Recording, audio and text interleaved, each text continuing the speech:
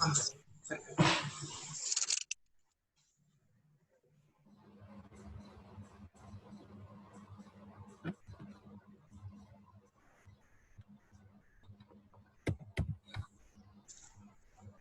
Pavan. Pavan. Good morning, madam. Good morning. Good morning. Pavan, are you able to hear? Yes, madam. All of you turn on your audios and say good morning once. Good morning, ma'am. Good morning, madam. Good morning, ma'am. Good morning, ma'am. Very good morning. Good morning, ma'am. Very good morning. Haripriya, are you there? Yes, ma'am. Mastan added? Added? Good morning, madam. Very good morning, Nana. Okay. Are you spending your time very nicely, na? Lockdown time. Yes, madam. Taking good diet? Eating properly or not?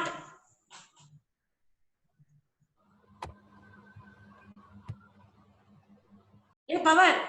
Madam. బువ్వ బాగా తింటున్నారా? భోజనం బాగా చేస్తున్నారా లేదా అయ్యా? Yes, ma'am. తింటున్నాం madam. బాగా తినండి, చదువుకోవచ్చు, మనం చదువుకోవచ్చు కానీ బాగా తినండి, లాక్డౌన్ టైం కదా. అవును మేడం. అందరూ ఒక 4 కేసులు పెరిగి రావాలి, అమ్మాయిలు కూడా. Okay, we are going to discuss today the appendix. Okay, topic is appendix. The complete name of appendix is the vermiform appendix. What is meaning of vermiform, Haripriya? Why you call appendix as a vermiform appendix? Anybody knows? No? Worm-like structure, ma'am. Very good. Who is telling? Haripriya only, na? Yes, ma'am. Very good, Nana. Nice. Worm-like, it folds itself on itself. So, because it looks like a worm, and sometimes it is hide behind the cecum, like worm. That's why we are calling it as a vermiform appendix. What is the other name for tonsil? Entrance bit? Appendix. What is the tiger of the abdomen? Pavan. Pavan. So, okay, let us discuss. Today we are going to, before going to discuss about the appendicitis, the brief anatomy of appendix. It is appendix is actually in human beings, it is we read as vestigial organ. In childhood, it acts as a lymphoid tissue. That's why we call appendix as a abdominal tonsil. Okay. Abdominal tonsil is the other name for the appendix. Abdominal tiger is the pancreas. Abdominal policeman is the greater omentum. These 3 points you must know. Then what is the maximum length of appendix is average 7.5 to 10 centimeters, and it may approximately 20 centimeters sometimes. Okay. It is a blind structural tube with a inner to outer, that is mucosa, submucosa, muscular and serosal layers are there. It is a tubular, blind, muscular structure. And at birth, appendix is short and broad at the junction of the cecum and ileum. But differential growth of the cecum, age increases. The typical tubular structure by about at the age of 2 years, it become a completely grown organ in the abdomen. During childhood, continued growth of the cecum. Cecum is continuously growing until this certain age. Because of that growth of the cecum and rotation of the midgut and rotation of the cecum, the appendix becomes retrocecal organ but intraperitoneal. It is a not retroperitoneal, it is a intraperitoneal organ. It is retrocecal behind the cecum but in the abdomen. So retrocecal and intraperitoneal position, commonly appendix. The position of the base, but the base is the confluence Taenia coli for the cecum, large bowel starts from the cecum, it seems, no? So 3 Taenia coli confluence fuses at the posteromedial part. The confluence of the 3 Taenia coli of the cecum fuses and forms the longitudinal layer, the outermost layer of the appendix. That is the mediolateral aspect of the cecum. At the junction of the ileum and the cecum, the appendix is present. This is the picture showing that various positions of the appendix. See here, this is the ileum, this terminal part of the white one. This is the short one, ileum. This is the large ball, it is cecum. These white ones, dotted lines are the various positions of the appendix. Mostly so many clockwise positions are there, but you must remember most common is the retrocecal. Because of rotation of the development of the cecum, it becomes 74% of retrocecal organ behind the cecum. And the least one, most is 74, least is posterior, that is 0.5%. The posterior behind the ileum. The next common positions are pre-ileal and pelvic, and the paracecal and subcecal, retrocecal, paracecal, subcecal, cecum, coming to the cecum, and pre-ileal, posterior, and coming to pelvic, towards pelvis, this is the pelvic. The second most common is pelvic. So first is retrocecal 74%, second is pelvic 21%, but least common position is 0.5%, that is the posterior position. Like large bowel and small bowel, the appendix also has its own mesentery. The mesentery of the appendix, or we call it as a mesoappendix, arises from the lower surface of the mesentery of the terminal part of the ileum, and itself it is sometimes absent, sometimes studded with fat, and great variations are there for the mesoappendix. And it is very important because the vascularity is at the mesoappendix at the base of the appendix. The vascularization, mostly the appendix is supplied by the appendicular artery, that is in turn a branch of the ileocolic artery.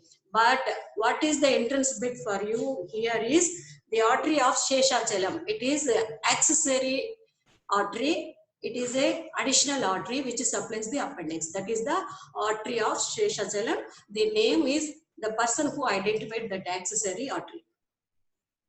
Commonly, it is supplied by the ileocolic appendicular artery, in that branch of ileocolic artery. And coming to the proper appendicitis. What is appendicitis? Anywhere when the itis, the word indicates, that is the inflammation. Colitis, gastritis, appendicitis, like that. Anywhere the word itis comes, it indicates, the word itself indicates inflammation. So infection of the inflammation of the appendix is called appendicitis. What is the etiology? What is the etiology for appendicitis?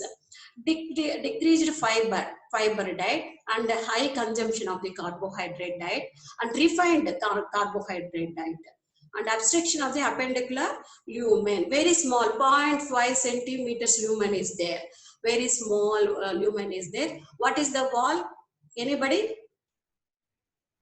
Valve of the appendix in the semicircular valve of Gerlach.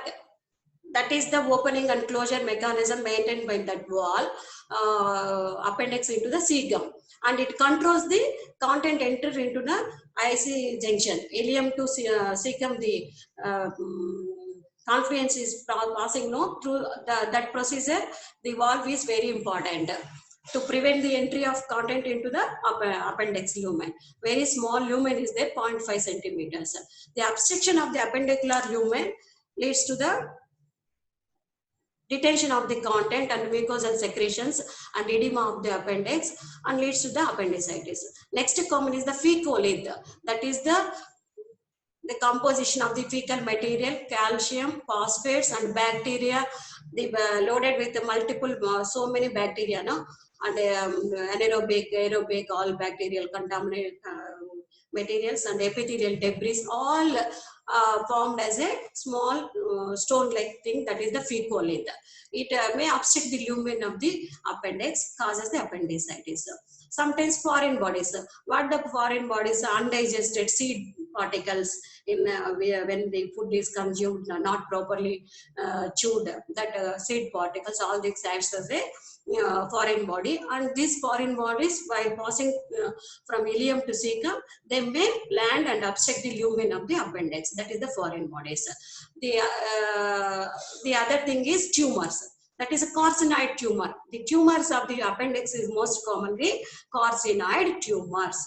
And the other thing is parasites. When the children, in the most of the times in children, Enterobacter vermicularis, oxyuris, even if, all these are pinworm like small worms. They enter into the appendix and they obstruct the lumen, causes to the appendicitis. So low fiber diet, high consumption of the carbohydrates, obstruction of the appendicular lumen by the fecalith, tumors of the appendix, and intestinal parasites. All this leads to the inflammation of the appendix, which you called as a appendicitis. This is the total flow chart what you talk now. That is the in children, in adults, in the other things which causes the appendicitis. In children, most of the times the appendix is the lymphoid organ. So when the lymphoid infection, any hyperplasia of the lymphoid follicles lead to the edematous tissue, and it becomes the inflamed and leads to the appendicitis. In adults, mucosal ulceration and fecaliths and luminal obstruction. When the lumen is obstructed, bacterial growth is inside the appendix is more, and inflammation and lead to the ulceration of the mucosa, localized ischemia. Ischemia leads to the venous obstruction, which leads to the gangrene. Again, it leads to the perforation. All this leads to the rupture of the perforation of the appendix, which causes the peritonitis, localized peritonitis. If you neglect it, it becomes gradually generalized, lead to the generalized peritonitis. This is the why. In these all things in the inflammatory stage. So the patient having low grade swinging fever, on and off attacks of low grade fevers because of cyclical release of pyogenic components. Sometimes if you are neglected, infection is more, they may land into the peritonitis.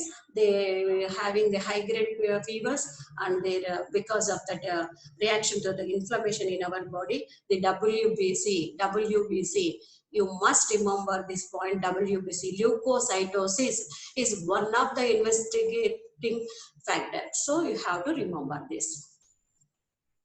Like this, already we discussed parasites, foreign bodies, all this. Same, luminal obstruction, venous congestion, mucosal obstruction, all this lead to the appendicitis only. The risk factors. Which one is more risk? Who are the more prone for appendicitis? That is extreme age.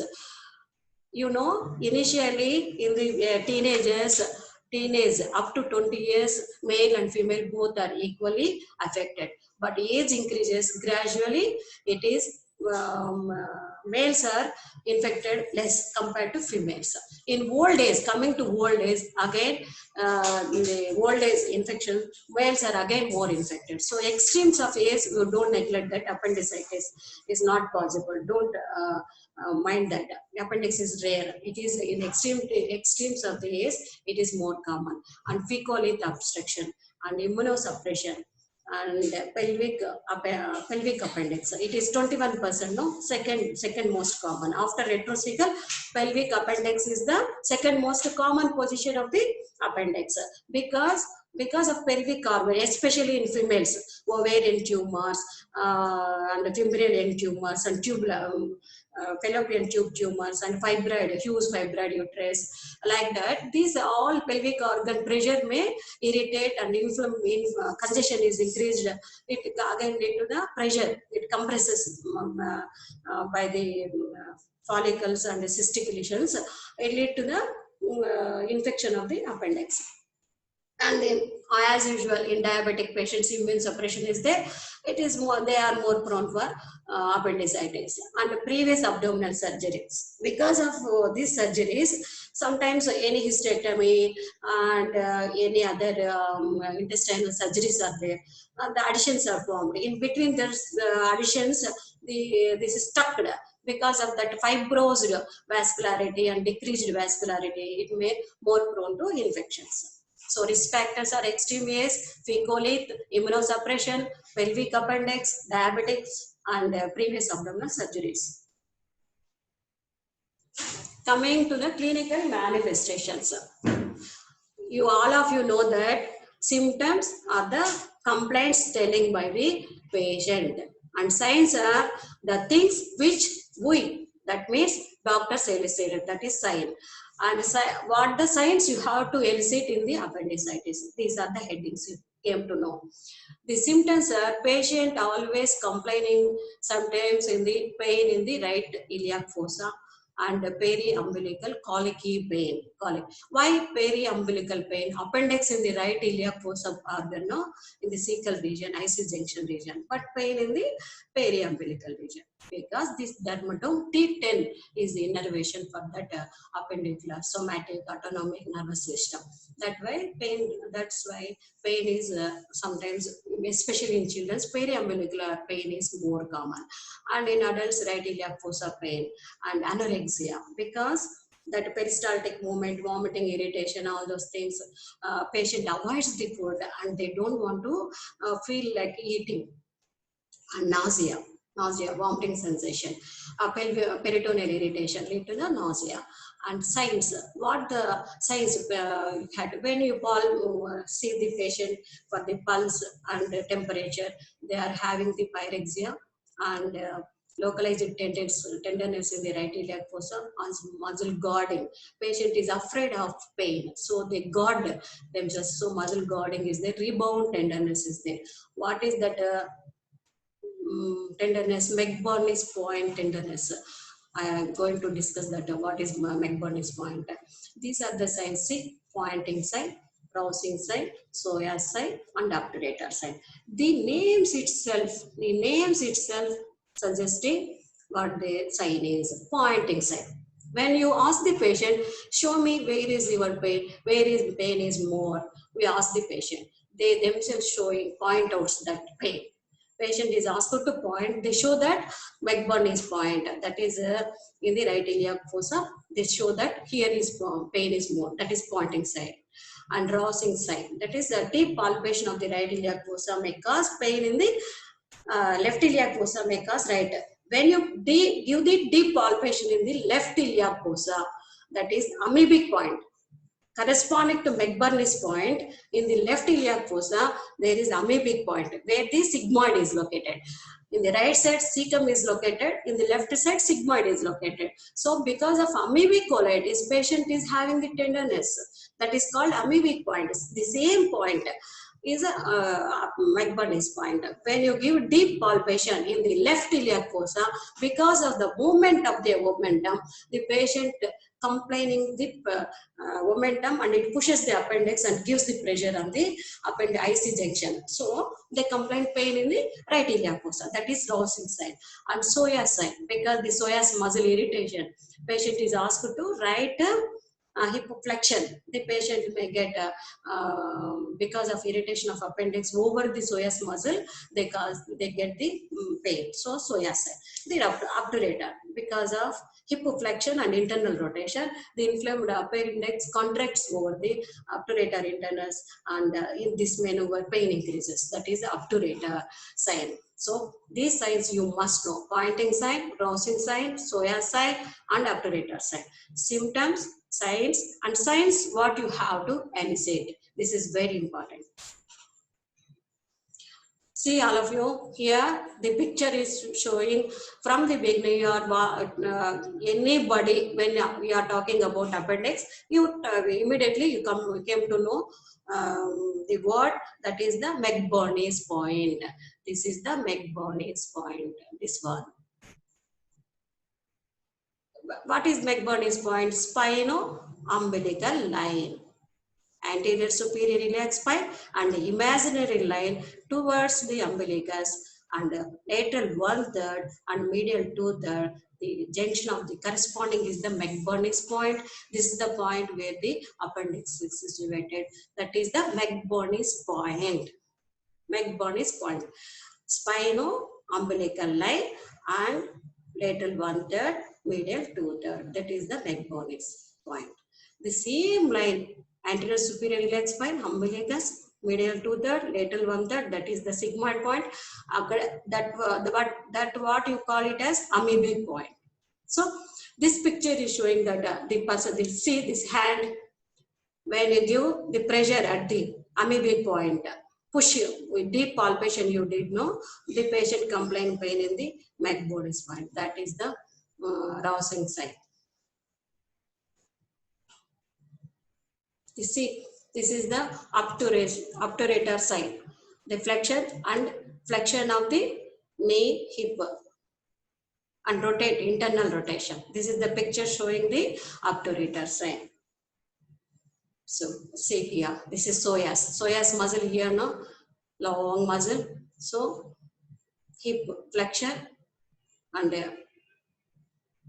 external rotation, that gives to the irritation of the psoas muscle, that causes that called as a psoas sign, obturator sign, rousing sign, and psoas sign. See here, differential diagnosis.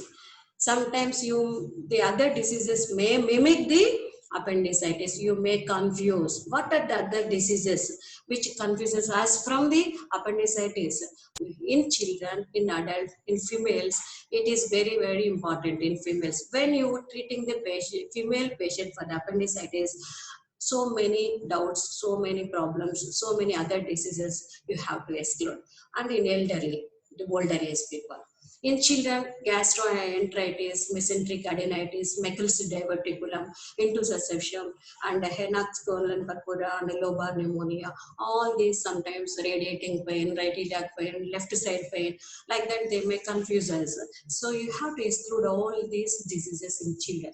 In adults, regional enteritis and terminal ileitis, tuberculous ileitis, like that. So many terminal ulcerative lesions and ureteric colic and stones, ureteric stones, and pyonephritis, perforated peptic ulcers in the second stage and first stage of the peptic ulcer perforation. Patient is having severe pain in the right side of the abdomen. They vaguely presented as right side abdominal pain, hypochondrial pain, right iliac fossa pain, like that, because the content of the stomach and duodenum drag into the dependent part and collection in the pelvic region, then complaining the pain. So perforated peptic ulcer, torsion testis, pancreatitis, rectus sheath hematomas, blunt injury followed by pain. You may suspect sometimes rectus sheath hematomas. And coming to this is the disease of cystic lesions of the ovary and pelvic PAD cases and ectopic pregnancy, tubal pregnancy, femoral end pregnancies. All these ruptured, then sometimes ruptured, they may mimic the appendicitis only. You have to take the LMP, menstrual history, and LCB, all those things, and irregular PCOD history. All this you have to exclude while treating and taking the history from the female patient. And torsion of the ovary and ruptured ovarian cyst. Sometimes huge cysts are there, they may rupture. A patient is obese now, we are not able to identify any collection or distension. Sometimes mimic the appendicitis only, and endometritis. All these female pelvic conditions, disease conditions are differential diagnosis for the appendicitis. Then coming to the elderly, diverticulitis, intestinal obstruction, colonic cancers, torsion appendix, epiploidy. Torsion of appendix epiploidy. What is pockets of small fat pockets on the tinea coli, on either side of the tinea coli, large bowel. No, they may sometimes torsion may occur like testis. That torsion lead to the gangrene and infection that gives the severe pain. That is the torsion of the appendix epiploicae and the mesenteric infractions and leakage of the aortic aneurysm. These are the old age diseases and very rare conditions. But you have to remember all these things when you are discussing and dealing with the appendicitis patients. Then you suspect that it is a patient of appendicitis, but before going to treat the patient, you have to investigate thoroughly. Always I am telling you that you divide the investigations into routine and specific for that particular disease. That is, the routine diseases is routine for all diseases. That is a complete blood picture and urine analysis, X-ray, chest, BT, CT, screening for HIV. All this here is missed, but you have to do all those things. X-ray, chest, ECG, HIV, HbA1c, blood urea, serum creatinine, like that. All routine investigations you must do, followed by selective investigations, specific investigations for the appendicitis. That is, in female patients, you must, even though they give the laparoscopic tubectomy, but patient is young, 35 years, you have to exclude the ectopic pregnancy. That is one of the differential diagnoses. So you have to do pregnancy test and your blood urea electrolytes and supine abdominal radiograph. Why supine abdominal? Erect abdomen, X-ray erect abdomen. What you call normal is erect abdomen X-ray. Why? If the appendix is perforated, peritonitis signs is there. Sometimes because of that peritonitis, the interluminal adhesions are formed and intestinal obstruction like air fluid levels also you may find out. Some mostly like peptic ulcer or gastric ulcer perforations. In the appendicular perforation, there is pneumoperitoneum in the X-ray erect abdomen. Don't misguide. See, this X-ray sometimes misguides us. It is normal, but you don't expect in appendicular perforation there is no pneumoperitoneum. If it is late presentation, the patient may get adhesions and it gives the air fluid levels and multiple air fluid levels in the erect abdomen X-ray.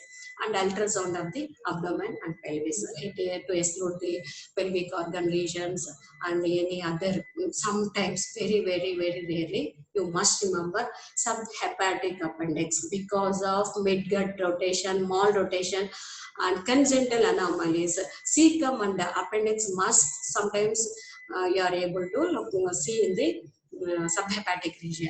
That is ultrasound abdomen and pelvic ultrasound you must do. And this one, ultrasound is actually, it is not useful, much useful for the appendicular lesions unless tumors like that. But the specific investigation is the contrast CT or plain CT. It is very particular and very important, the diagnostic investigation for the appendicitis. In the ultrasound, more than 6 mm, the intraluminal diameter is there. It is very idiomatous. Then only you are able to visualize it in the ultrasound. But whatever it may be, in the CT scan, you are easily able to identify the appendix. So CT is must. Ultrasound is helpful, and radiograph is to exclude the other problem. Like that, you all do all the investigations. And when you are discussing about the appendicitis, you have to remember the signs already discussed. Soya sign, Dawson sign, point sign, obturator sign, like that. And the score is there. One particular score is there. That is the Alvarado score or Mantel's score. Here, R is the silent Mantel's score. Mantel's score, not Mantel's score. It is the Mantel's score. So its score is depending on the symptoms, signs, and laboratory investigations. You see here. What are the symptoms? Migratory, right iliac fossa pain, anorexia, and nausea, vomiting. See, watch clearly. The 2 is only for 2. 2 maximum score is tenderness. Appendicitis pain is the main cause to come the patient, to attend the patient to the casualty. That is the pain 2. and leukocyte. Already I told WBC count, inflammation of the appendix, which leads to the leukocytosis of the patient, that is marking as a 2. So tenderness and leukocytosis is giving the mark grade 2. All the other findings are 1 only. The migratory right iliac fossa pain 1, anorexia 1, nausea vomiting 1, tenderness only 2, rebound tenderness is 1, and elevated temperature is 1, leukocytosis is again 2, and shift of the left segmented neutrophil count, that is 1. All these called as a Mantle score or Alvaredo score. In pancreatitis also some scores are there, 4 scores are there. In appendicitis, this Alvaredo's and Mantle score, very, very important. You must know. Depending on the scoring, you have to divide the patient and treat the patient. Total score is 10. Less than 5 is we are against the appendicitis, and 7 or more is strongly predict the appendicitis is there. And we are when you are in the equivocal and you are doubtful, you advise the patient for the CT, and you have to diagnose. 5 to 6, like that. If you are confused, it is giving confusion to the, creating confusion, no? Then you advise the patient for the CT scan, and you decide what you do for the patient. And treatment. When the patient came to the casualty for the pain abdomen, you diagnose it as the appendicitis. Immediately most of the times 80% is clinical examination is reliable, but before that you have to stabilize the patient by giving the pain intravenous. Nausea, vomiting, anorexia, all those things lead to the dehydration of the patient. Urine output is decreased, hypotension is there. So you have to infuse the fluids and maintain the fluid level and urine output, and appropriate antibiotics. Pre-operative antibiotics, para-operative, post-operative wound infection also decreased, and analgesics, salsalates, whatever. And appendix. Then after stabilizing, please all of you switch off your audios.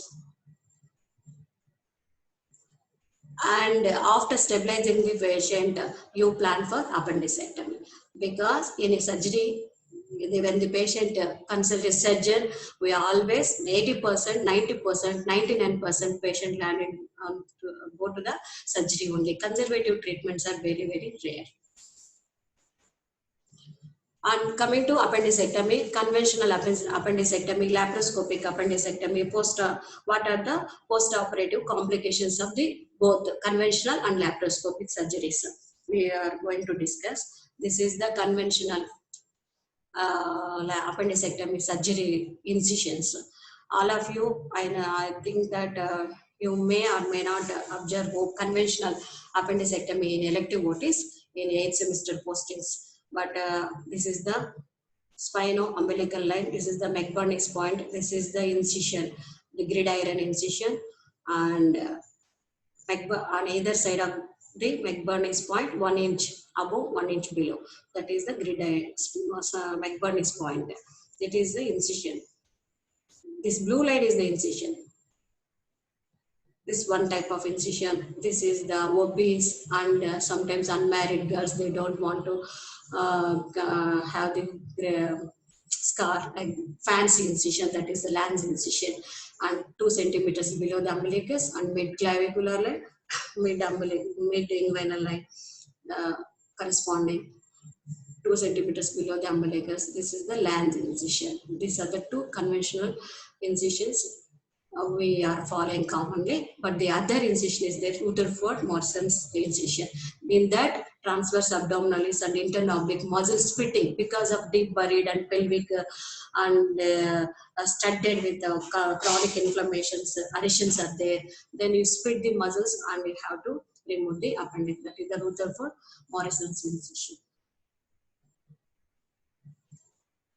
These are the points what already cecum, what are the steps when you are doing the conventional appendicectomy. That is, cecum is identified, base of the mesoappendix is clamped and divide the appendicular artery, and we have to fix the crush the base of the appendix, and you have to ligate with the absorbable catgut or Vicryl. So you use Vicryl or catgut for fixing the base of the appendix, and you have to inside remove the appendix. After removing, in olden days they follow that bursting jet, so bursting suture or jet suture to bury the appendix into the base of the cecum, base level, where the medial posterior aspect they they bury the stump into the cecal serosal layer.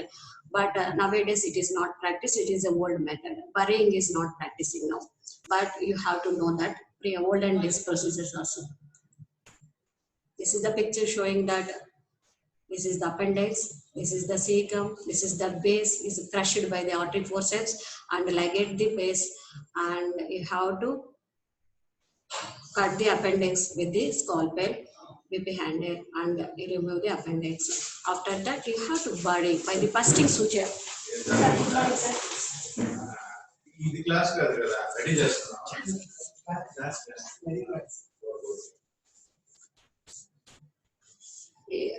You have to bury the appendix, the golden method, the bursting suture. Then this is after bursting suture.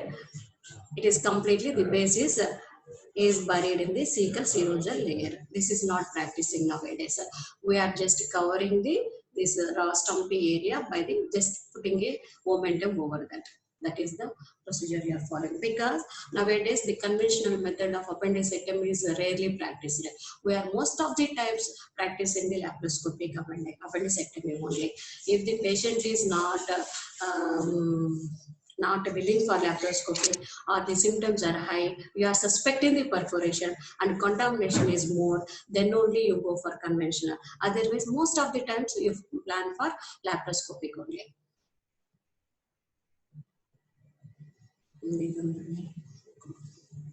See, this diagram is showing that laparoscopic. All of you see this ports, 5 mm 2 ports. This one is the symphysis, supra umbilical port, and right side midclavicular hypochondrial port, and symphysis pubis port. These are all, these ports are depending on the experience and performance of the surgeon only. But commonly the laparoscopic ports are umbilical port, that is a camera port, and left iliac fossa port, and right iliac fossa. This right iliac fossa you have to lift the appendix, and left iliac fossa port is the working port. This is the camera port. Some people practice this type of ports. The laparoscopy, see, you have to catch the appendix like this. This is the tip of the appendix, total appendix, and with the cautery, monopolar or bipolar, you put a suture here, ligate the base at the IC junction, and put a cautery or sometimes scissors, you remove the appendix. After that, just you put the momentum over the raw surface. Don't bury it. Don't bury it. Sometimes if burying lead to the that is already inflamed part, no? Sometimes lead to the friability and infection of the cecum. What you call infection of the cecum and inflammation of the cecum is typhlitis. This is also one of the entrance with typhlitis. So that leads to the perforation of the cecum sometimes. It is very dangerous. So recent advances, we are not practicing the burying of the stump of the appendix post appendicectomy, after appendicectomy surgery. Abnormal appendix, rarely duplication of appendix is there.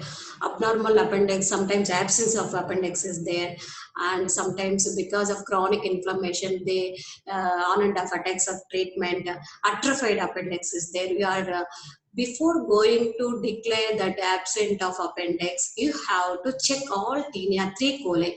tinea coli regions and the confluence, and recheck, then only you declare that absent of appendix. And sometimes small, stumpy, small one, 1 centimeter, 1.5 centimeter atrophied appendix is also there, like a knob like a structure on the cecum. That is also abnormality. Sometimes very rarely because of malrotation and congenital duplication. When you remove the one appendix, the other appendix may sometimes lead to further complication. That is, appendix cannot be found like this. Appendicular tumor. Coming to the other diseases, brief. Not it is not a detailed appendicular tumors. Only coming to brief. That is the common tumors are carcinoids. We will discuss the tumors of the appendix in the next class. Then appendicitis is the one chapter. In this very important part is the appendicular mass. When the patient is having appendicular mass, what it means? Appendix, ileum, cecum, omentum, all these become one because of inflammation, because of omental reaction, they form one huge mass-like structure in the right iliac fossa. That is appendicular mass. We never interpret with the appendicular mass. Before interpreting, you have to follow and give the one trial of conservative treatment. That is Ochsner-Schering regime. That is what is that? Only few days you follow the patient with the conservative treatment. Conservative treatment is for appendicular mass, not for appendicitis. When already appendicitis is there, they are now ignored the pain and took a lot of irregular antibiotics, and it formed as a mass. Then you give the trial of conservative treatment, that is Ochsner-Schering regime.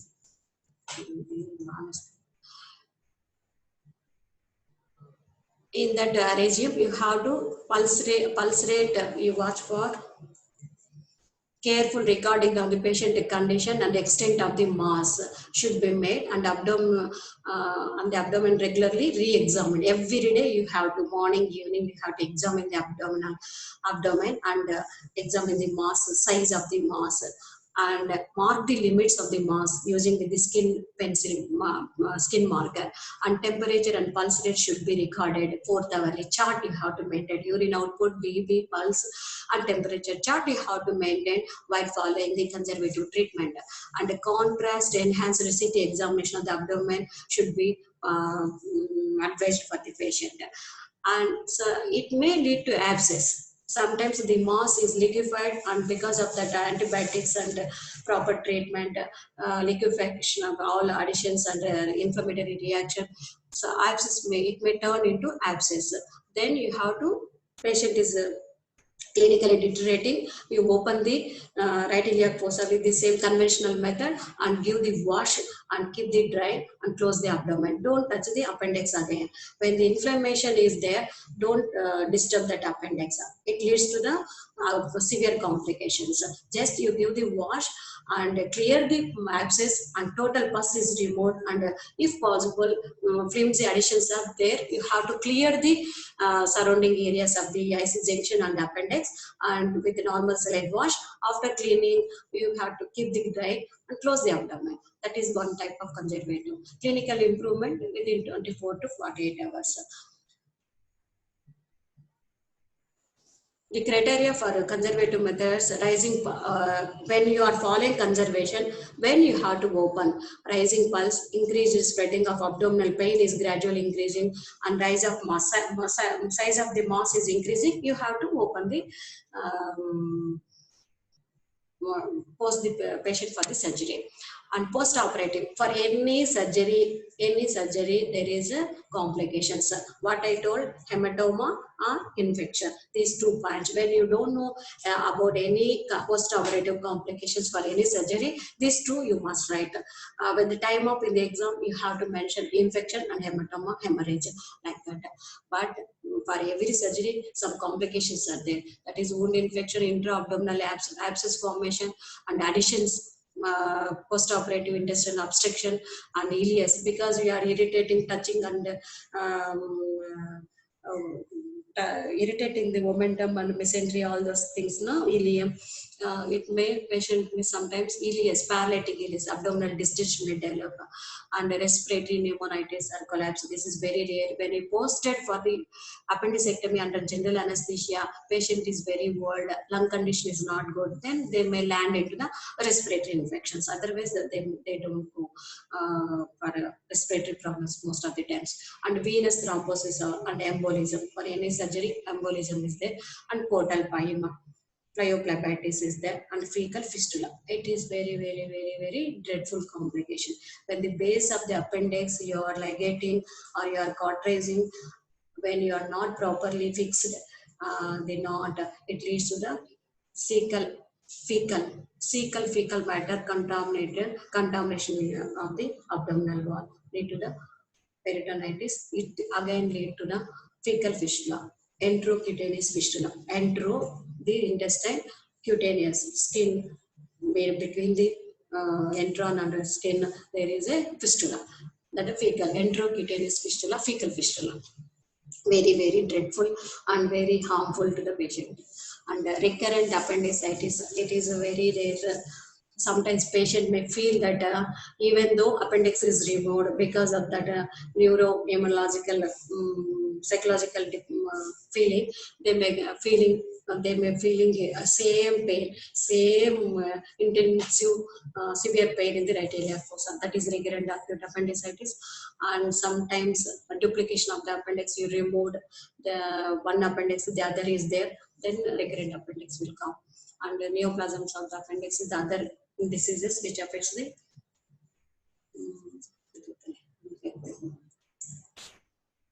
see here, this is the specimen after surgery, laparoscopic surgery. See, here is edematous, and it is larger than this part. This part. Here, this band is the fibrous because of fecolith is there. Fecolith with the fecal matter, calcium, phosphate, and all food material. It is a complex. It obstructed here now. It is fibrous, thickened. Lumen is obstructed. Retention of the mucosal secretions, all this leads to the edema of the blind end of the appendix. This one is the cecal joint. So the size is varied here. Carcinoid tumors, when the common causes urgent, this is very important. Carcinoid tumors, treatment is two modalities. When depending on the size, this point only you needed. Less than 2 centimeters, you have to go for appendicectomy, like common appendicitis. If it is more than 2 centimeters, you have to remove the appendix in one sitting and plan for hemicolectomy in the next sitting. Otherwise, you plan in the elective procedure, OT only, and go for hemicolectomy. For carcinoid tumor of the appendix, more than 2 centimeters, hemicolectomy is the treatment. Less than 2 centimeters, appendicitis is the treatment. This is the only point you have to know. The other tumors we will discuss in the next class. Thanks. Pawan. Yes, madam. ఎలా ఉంది class? Madam. Class ఎలా ఉంది? Hari. Madam lab procedure ఒకసారి మళ్ళీ చెప్తారా madam? Lab procedure. Yes madam.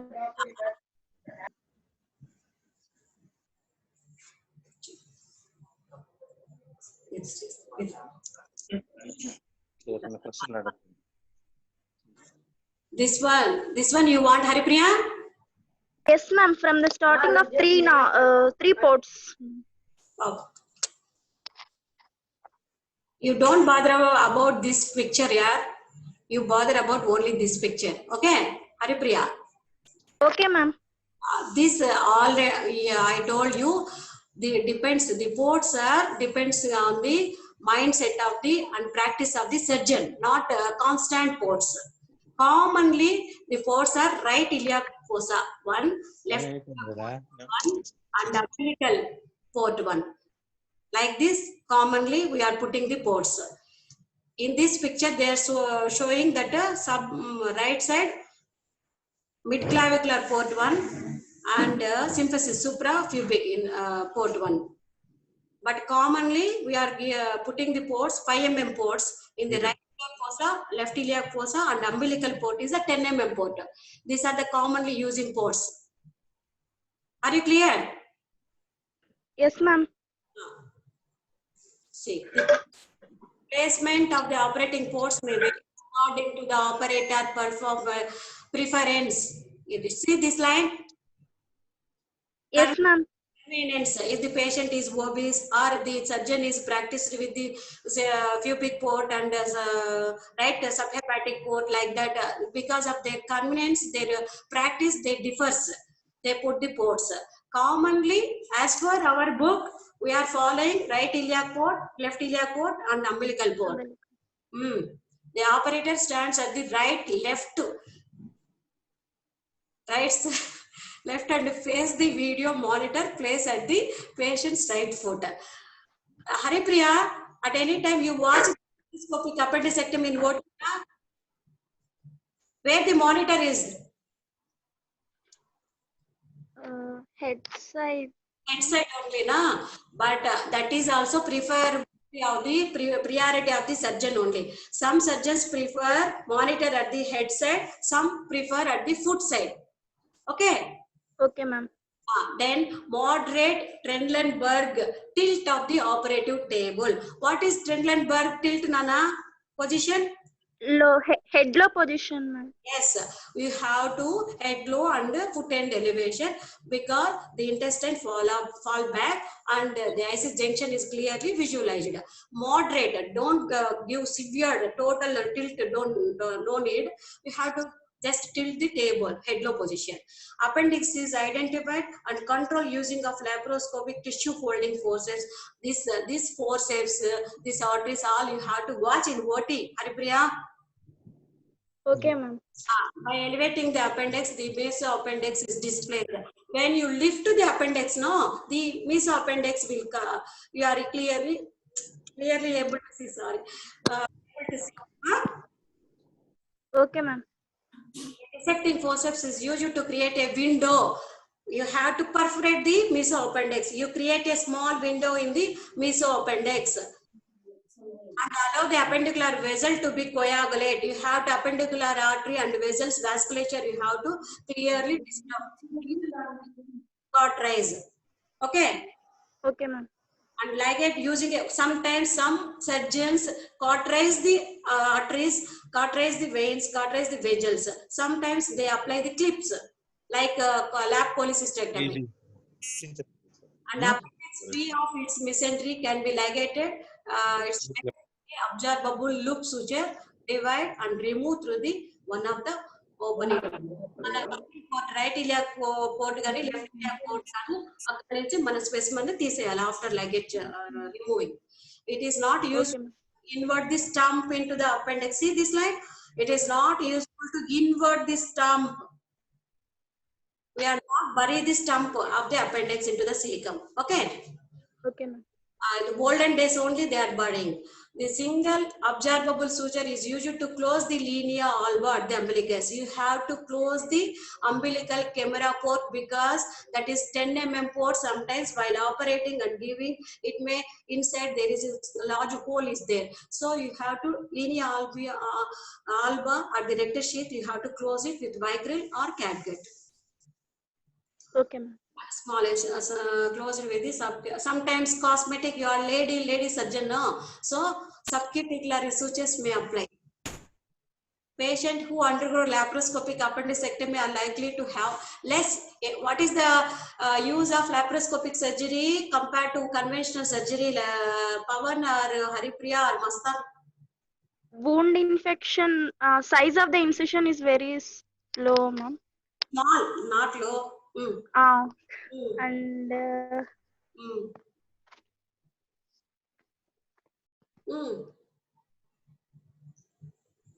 wound infection rate is decreased less compared to because 3 to 5 centimeters incision in conventional. In laparoscopy only 1 centimeter incision, no?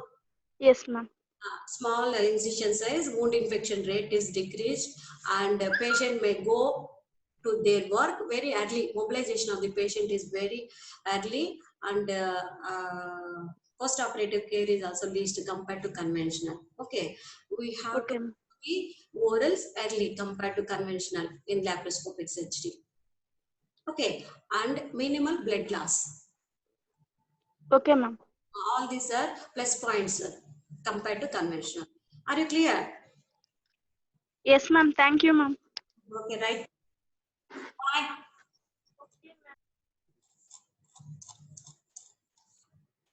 Pawan? Pawan, are you sleeping, Pawan? Yes, madam. Sleeping? No, madam. Why sleeping? No, madam. How many present here?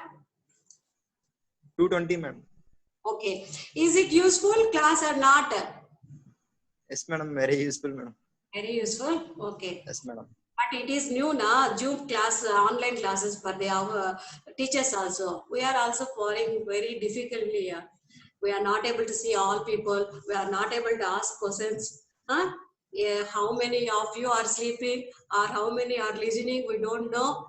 Anyway, all of you briefly know what is appendicitis, what are the clinical signs and symptoms, what are the investigations, what are the signs, 4 signs, what are the important diagnostic investigation, and what are the surgical procedures, that is the conventional and laparoscopic, what is the post-operative complications, what is the main conservative treatment for appendicitis, that is the Ochsner-Sharin regime, and what are the post-operative complications. These are the headings you have to learn when it came as a, it may appear as a essay question for the U paper. These are the all side headings you have to mention. Okay.